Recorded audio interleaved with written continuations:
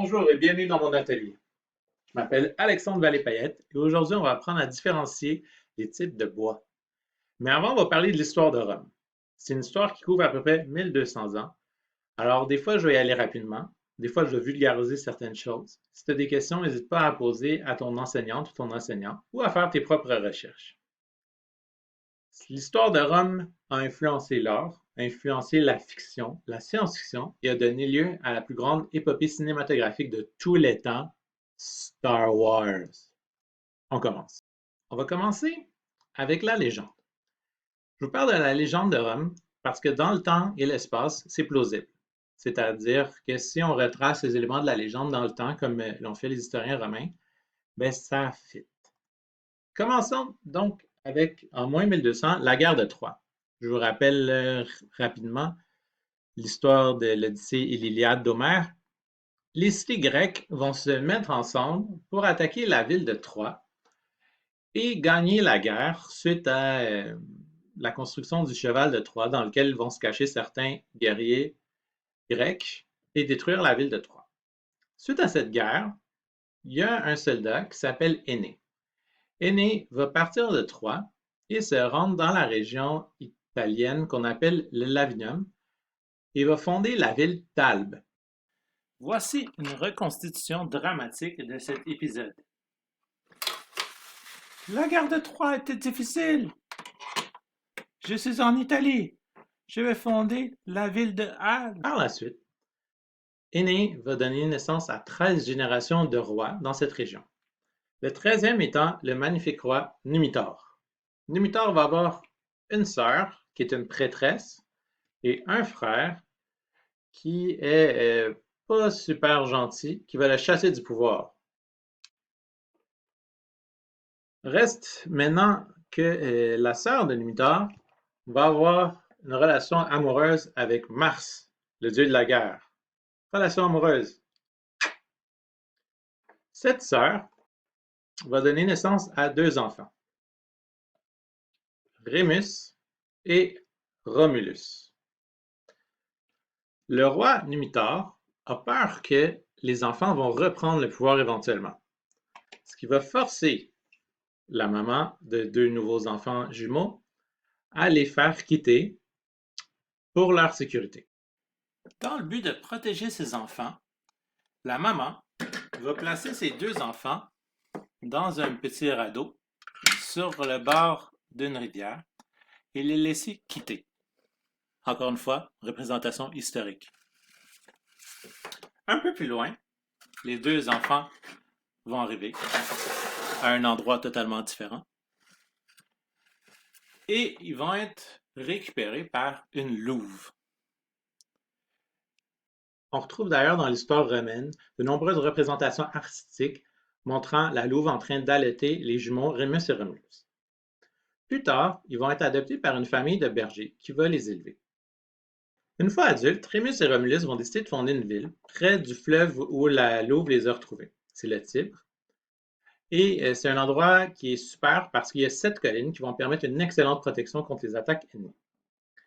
Rémus et Romulus vont décider de faire la ville en se basant sur les dieux. C'est-à-dire que Rémus va dire moi j'ai vu 6 vautours, c'est moi qui devrais être le roi.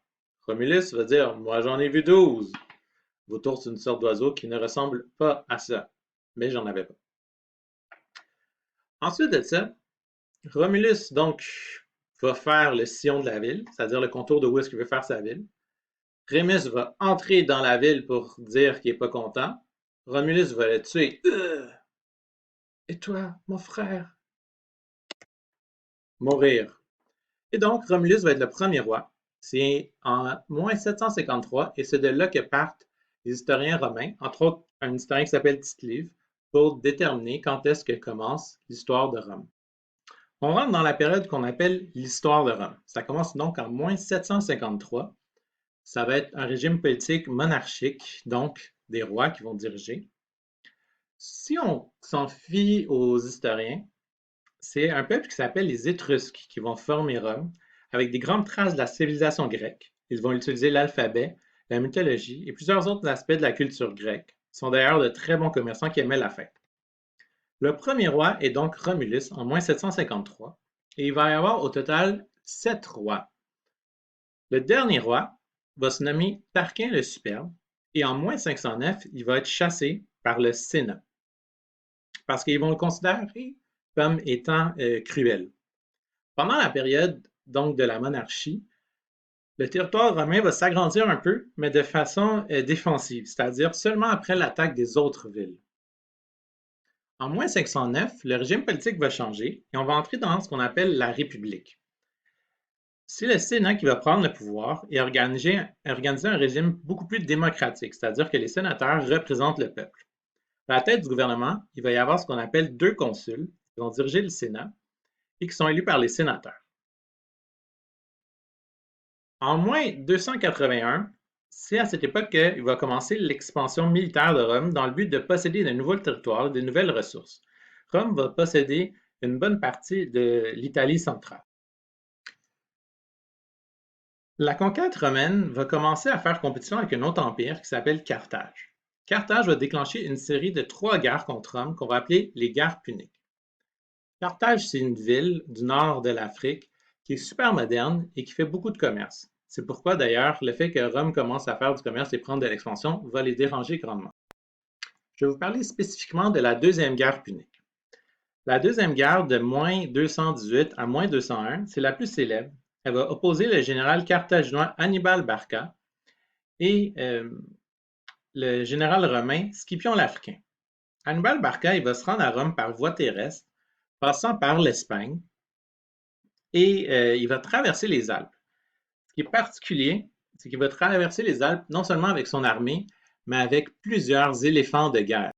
Fait intéressant, depuis quelques dizaines d'années maintenant, on est capable de retracer le parcours des éléphants de guerre dans les Alpes à cause de leurs excréments.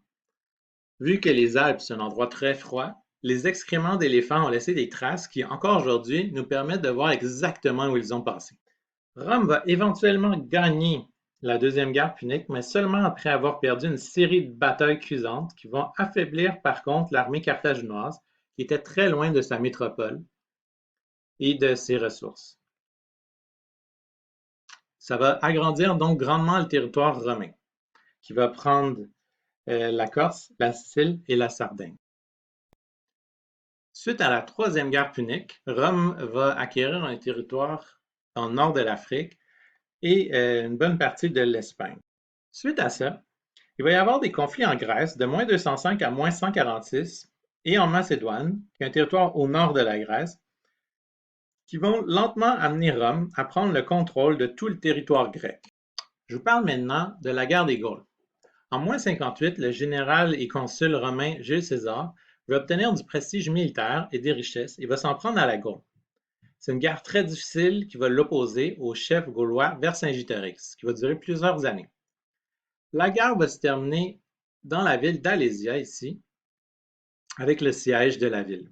Les Gaulois vont se cacher dans la ville car ils croient être bien défendus. Mais les Romains vont l'assiéger en mettant des pièges partout pour que les Gaulois ne puissent s'enfuir, en protégeant militairement d'une fosse et d'une ligne militaire, encore une fois pour pas que les Gaulois puissent les attaquer.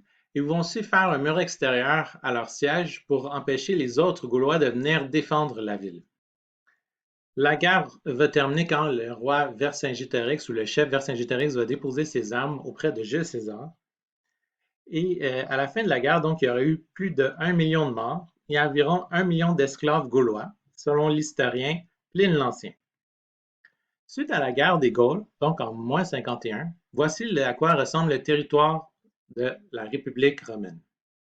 La guerre des Gaules a lieu aussi pendant une période de nombreuses guerres civiles. De moins 133 à peu près moins 30, dans la République de Rome, il va y avoir de nombreux conflits armés entre Romains pour plusieurs raisons, généralement le pouvoir. C'est une grosse période d'instabilité et de conflits internes.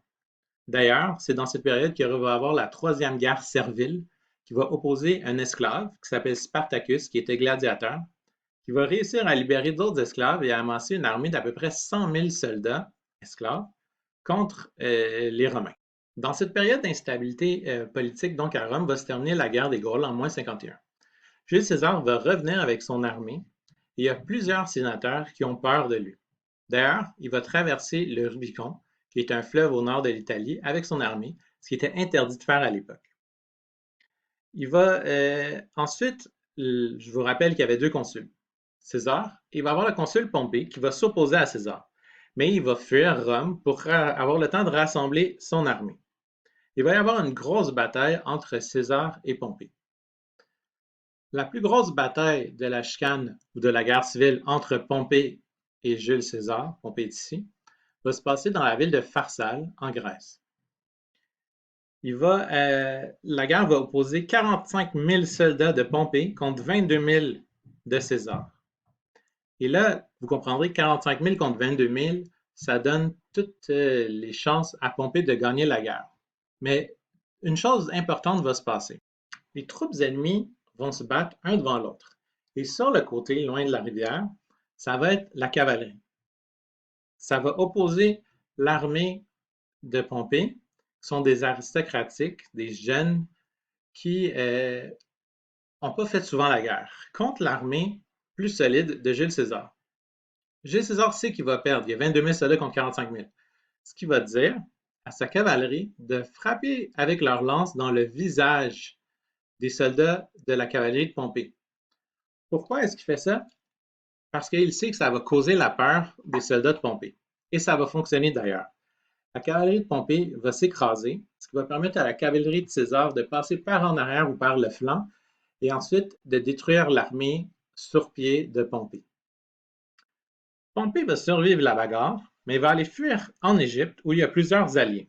Le dirigeant égyptien à l'époque se nomme Ptolémée XIII et va faire couper la tête de Pompée et l'offre en cadeau à Jules César. Mais Jules César ne va pas être très content parce qu'il avait besoin de Pompée pour faire la paix à Rome. Il va donc faire tuer le roi Ptolémée XIII. Pour s'assurer de la stabilité en Égypte, qui fournit d'ailleurs beaucoup de grains à Rome, il va mettre en place une jeune qui s'appelle Cléopâtre.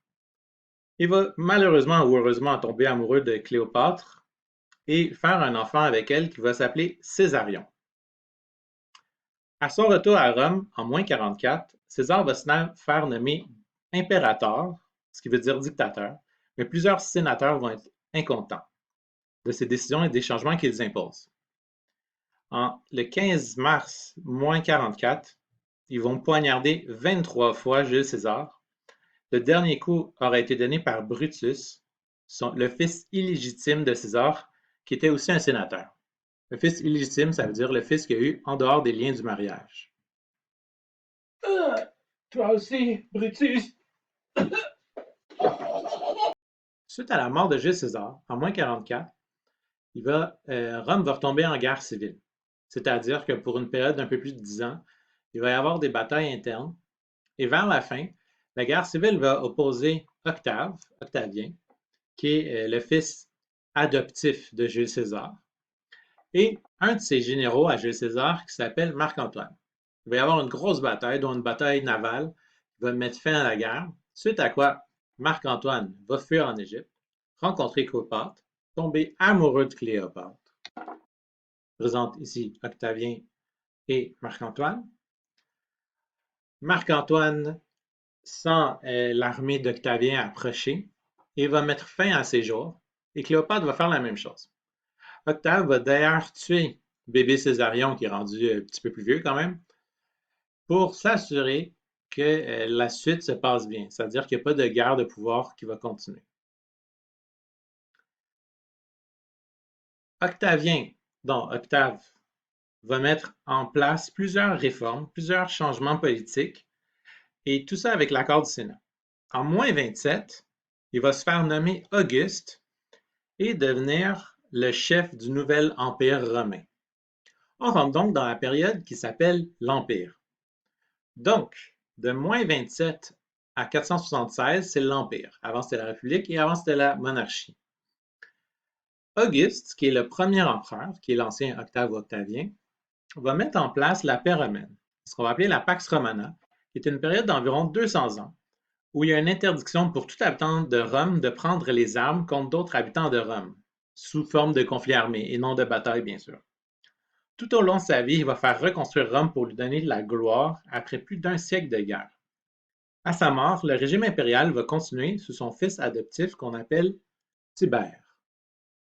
Le régime impérial romain va continuer à s'agrandir, va prendre une partie de la Grande-Bretagne, va prendre le nord de l'Afrique, va prendre l'est complet de la mer Méditerranée. Et donc, on voit que ça fait le tour au complet de la mer Méditerranée, dont d'ailleurs appelée à l'époque la mer intérieure. L'Empire va s'agrandir donc de façon continuelle jusqu'à l'empereur qui s'appelle Trajan, qui va régner de 98 à 117 après Jésus-Christ. C'est le dernier empereur qui va mener une conquête militaire d'expansion. C'est à son règne, donc au deuxième siècle après Jésus-Christ, qu'on va dire que Rome va être à son apogée, à son plus grand territorialement. Après Trajan, l'Empire romain va commencer à perdre un petit peu de plume, si on veut. Il va perdre quelques royaumes et il va y avoir des changements. En 324, l'empereur Constantin va faire changer la capitale vers une nouvelle ville qu'il va faire construire qui va s'appeler Constantinople, ici. En 337, le même empereur Constantin va se faire convertir au christianisme. À l'époque, le christianisme n'est pas du tout une religion majoritaire dans l'Empire romain et ça va mener à d'autres guerres et d'autres divisions dans le même Empire romain. On continue. En 395, il y a un empereur qui s'appelle Théodose. Et à sa mort, il y a deux fils. Il va faire diviser l'Empire romain en deux parties qu'il va léguer à ses deux fils. Donc, il va avoir l'Empire romain d'Orient et l'Empire romain d'Occident. De 406 à 429, l'Empire romain d'Occident va être de plus en plus dur à défendre et va connaître une série d'invasions qu'on va appeler les invasions barbares par des peuples germaniques qui se trouvent au nord. Il y a différents peuples qui vont entrer dans l'Empire romain et d'ailleurs, en 410, ils vont même se rendre à la ville de Rome où ils vont la saccager et la piller. Le coup final va arriver en 476 après Jésus-Christ, alors que le roi Odoacre va défaire l'empereur romain, le dernier, qui s'appelle Romulus Augustule. Il ne va pas le tuer, il va le mettre en exil et prendre le pouvoir. C'est à ce moment qu'on détermine la chute de la partie occidentale de l'Empire romain, en 476. C'est donc en 476 que va se terminer l'Antiquité. À partir de ce moment-là, on va considérer que c'est le Moyen Âge, de 476 jusqu'à la découverte de l'Amérique en 1492. C'est la fin de l'histoire de l'Empire romain. Si jamais tu as des questions, comme j'ai dit plus tôt, n'hésite pas à faire des recherches. C'est une histoire qui est vraiment intéressante et pertinente. Après la pause, comment distinguer les types de bois? Reste avec nous.